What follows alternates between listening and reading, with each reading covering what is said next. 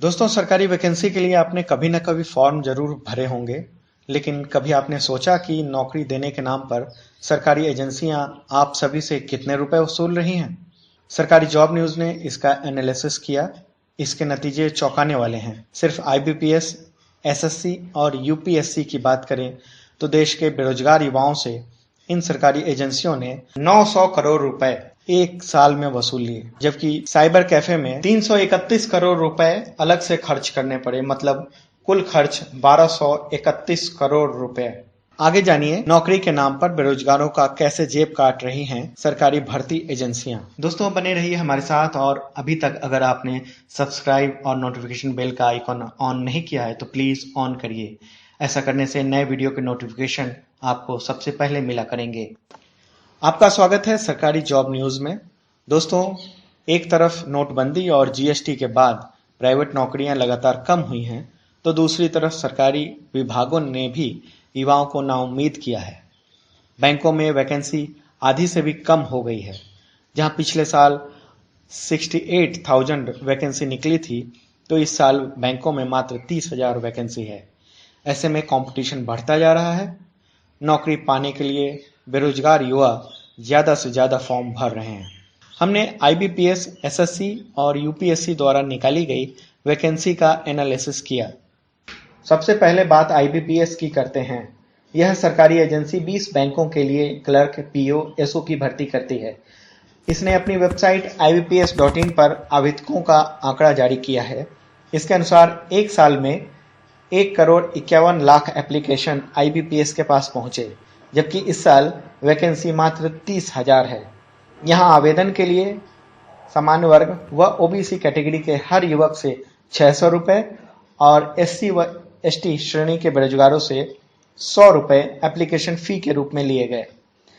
आवेदन करने वालों में करीब 80% सामान्य व ओबीसी कैटेगरी के हैं।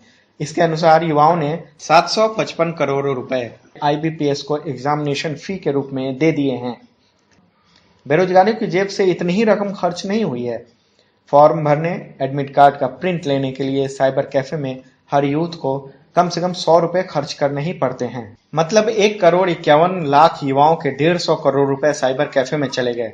इस तरह बैंकों में नौकरी पाने का ख्वाब देखने वाले बेरोजगारों की जेब से एक साल में कुल खर्च 906 करोड़ रुपए हुए।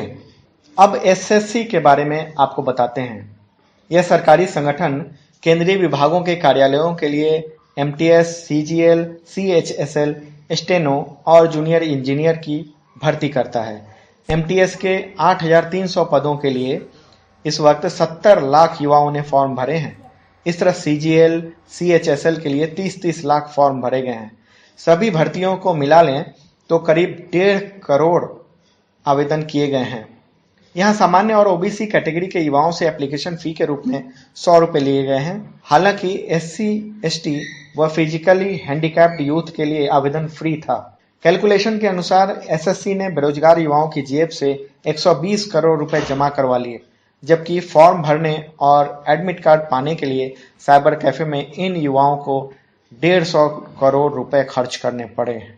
अब बात करते हैं यूपीएससी यानी यूनियन पब्लिक सर्विस कमीशन की।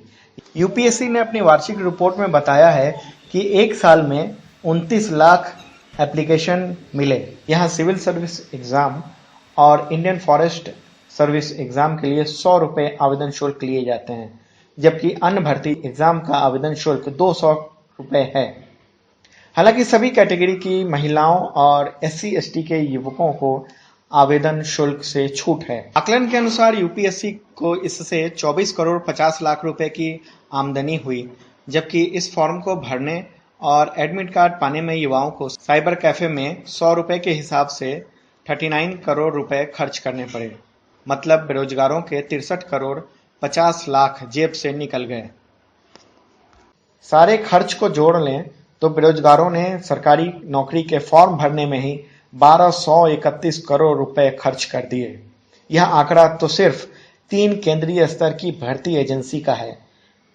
इनमें राज्य सरकार के एसएससी, पीएससी और जितने पीएसयू हैं सेंट्रल गवर्नमेंट के, उनकी भर्तियां शामिल नहीं हैं। अगर इन फॉर्म के खर्चों को भी मिला लिया जाए तो यह रकम 4,000 करोड़ रुपए से ज्यादा की हो सकती है।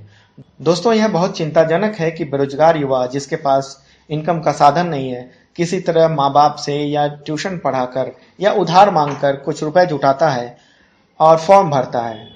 उनसे इस कदर एग्जामिनेशन फॉर्म के नाम पर वसूली हो रही है।